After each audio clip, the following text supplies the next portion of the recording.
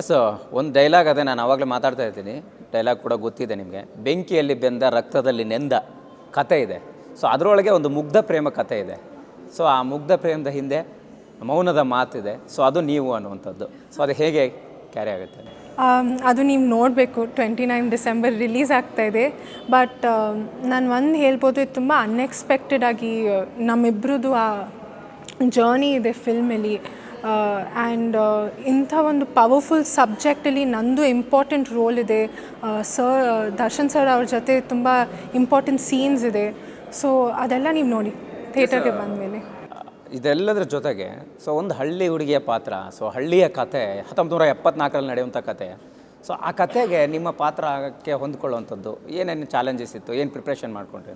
I think actually ನನಗೆ ಅಷ್ಟು challenging ಆಗಿ ಅನಿಸಿಲ್ಲ. ಯಾಕಂದರೆ ನಮ್ಮದು ಎಂಟೈರ್ ಟೀಮು, ಡೈರೆಕ್ಷನ್ ಡಿಪಾರ್ಟ್ಮೆಂಟಿಂದ, ನಮ್ಮದು ಸೆಟ್ ಡಿಸೈನ್, ಆರ್ಟ್ ಡಿಪಾರ್ಟ್ಮೆಂಟಿಂದ, ಕಾಸ್ಟ್ಯೂಮ್ಸಿಂದ, ಹೇರ್, ಮೇಕಪ್ ಎಲ್ಲ ಆ ಒಂದು ವರ್ಲ್ಡ್ ಕರ್ಕೊಂಡು ಹೋಗ್ಬಿಡುತ್ತೆ.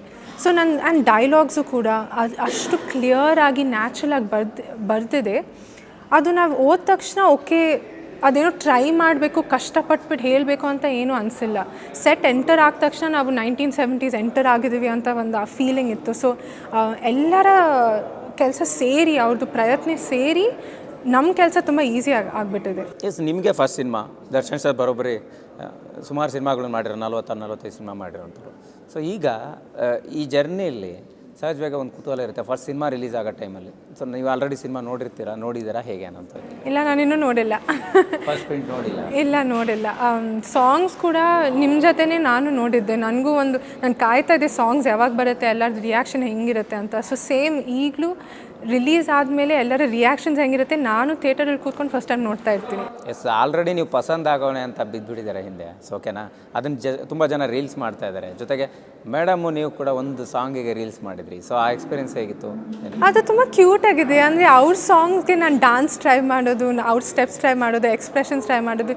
ಈಗ ಅವ್ರು ನನ್ನ ಸಾಂಗ್ಗೆ ಡಾನ್ಸ್ ಮಾಡ್ತಾ ಇದ್ದಾರೆ ಅಂತ it's a very good feeling, YONO. So ಅದು ಆ ಅಮ್ಮ ಡಾಟರ್ ಶೇರ್ ಮಾಡೋ ಅದು ಡಿಫ್ರೆಂಟ್ ಬಾಂಡ್ ಆಗಿದೆ. ಬಿಕಾಸ್ ಅವರು ಒಂದು ಆ್ಯಕ್ಟ್ರೆಸ್ ಆಗಿ, ಲೆಜೆಂಡರಿ ಆ್ಯಕ್ಟ್ರೆಸ್ ಆಗಿ ಇದೆಲ್ಲ ಶೇರ್ ಮಾಡೋಕ್ಕೆ ತುಂಬ ಸ್ಪೆಷಲ್ ಆಗಿದೆ.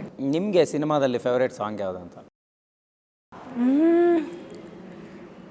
ಫಸ್ಟ್ ಸಾಂಗು ಅದೇ ಒಲಿಕೆ ಸೇರಿದರೆ ಗುಂಡು. ಅಲ್ಲಿಂದ ನಾನು ಸೆಲೆಕ್ಟ್ ಮಾಡೋಕ್ಕಾಗಲ್ಲ, ಇದು ಒಂದು ಟ್ರೆಷರ್ ಬಾಕ್ಸ್ ಥರ. ಬಟ್ ಅದು ಸ್ಟಾರ್ಟ್ ಆಗಿರೋ, ಅವ್ರದ್ದು ಜರ್ನಿ ಸ್ಟಾರ್ಟ್ ಆಗಿರೋ ಆ ಸ್ಪೆಷಲ್ ಸಾಂಗು. ಎಸ್, ಸಹಜವಾಗಿ ಫಸ್ಟ್ ಸಿನಿಮಾ, ಬಟ್ ಆದರೂ ಒಂದು ಕುತೂಹಲ ಇರುತ್ತೆ ಇಂಡಸ್ಟ್ರಿಗೆ ಬಂದಾಗ, ನಾನು ಈ ರೀತಿಯ ರೋಲ್ಸ್ಗಳನ್ನ ಪ್ಲೇ ಮಾಡಬೇಕು ಅನ್ನುವಂಥದ್ದು. ಸೊ ನಿಮ್ಮ ಡ್ರೀಮ್ ರೋಲ್ ಏನಾಗ್ತಿದೆ? ಸೊ ಇಂಡಸ್ಟ್ರಿಯ ಜೊತೆ ಹೋಗ್ತಾ ಇದ್ದೀರಿ ಹೇಗೆ ಅಂತ? ನನಗೆ ಡ್ರೀಮ್ ರೋಲ್ ಏನಂದರೆ, ನಾನು ಆ್ಯಕ್ಟಿಂಗ್ ಮಾಡ್ತಾ ಇರಬೇಕು. ಈ ಆ್ಯಕ್ಟಿಂಗೇ ನನ್ನ ಡ್ರೀಮ್ ರೋಲು. ಈಗ ಅಷ್ಟೊಂದು ವೆರೈಟಿಯಾಗಿ ಕ್ಯಾರೆಕ್ಟರ್ಸ್ ಬರ್ತಾಯಿದೆ, ಸ್ಟೋರೀಸ್ ಬರ್ತಾಯಿದೆ. ಸೊ ಎಲ್ಲದರಲ್ಲೂ ಇಂಪಾರ್ಟೆನ್ಸ್ ಇರಬೇಕು, ಒಂದು ಮೆಸೇಜ್ ಇರಬೇಕು, ಅಲ್ಲಂದರೆ ಒಂದು ಇಂಪ್ಯಾಕ್ಟ್ ಇರಬೇಕು.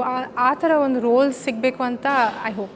ಈ ಮನುಷ್ಯರು ಮತ್ತು ಮಚ್ಚು ಅದರ ನಡುವಿನ ಹೊಡೆದಾಟದ ನಡುವೆ ಮುಗ್ಧ ಮೌನ ಪ್ರೇಮ, ಸೊ ಹೇಗೆ ಜನರನ್ನು ಅಟ್ರ್ಯಾಕ್ಟ್ ಮಾಡ್ಬೋದು?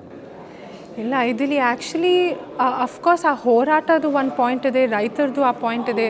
ಬಟ್ ಅದು ಈ ಒಂದು ಲವ್ ಸ್ಟೋರಿದು ಪಾಯಿಂಟ್ ಇದೆ. ಬಟ್ ಅದರಲ್ಲಿ ಎಲ್ಲ ಇದೆ. ಒಂದು ಫ್ಯಾಮಿಲಿ ಡ್ರಾಮಾ ಇದೆ, ಆ್ಯಕ್ಷನ್ ಇದೆ, ಡಾನ್ಸ್ ಇದೆ, ಕಾಮಿಡಿ ಇದೆ. ಇದು ಒಂದು ಫುಲ್ ಟೋಟಲ್ ಪ್ಯಾಕೇಜ್ ಥರ ಮೂವಿ ಮಾಡಿದ್ದೀವಿ. ಸೊ ನಮ್ಮೆಲ್ಲರಿಗೂ ಆ ನಂಬಿಕೆ ಇದೆ, ಇದು ಎಲ್ಲ ಏಜ್ ಗ್ರೂಪ್ ಇರಲಿ, ನಮ್ಮ ಆಡಿಯನ್ಸಲ್ಲಿ ಎಲ್ಲರನ್ನೂ ಟಚ್ ಮಾಡುತ್ತೆ ಅಂತ ಒಂದು ಸ್ಟೋರಿ.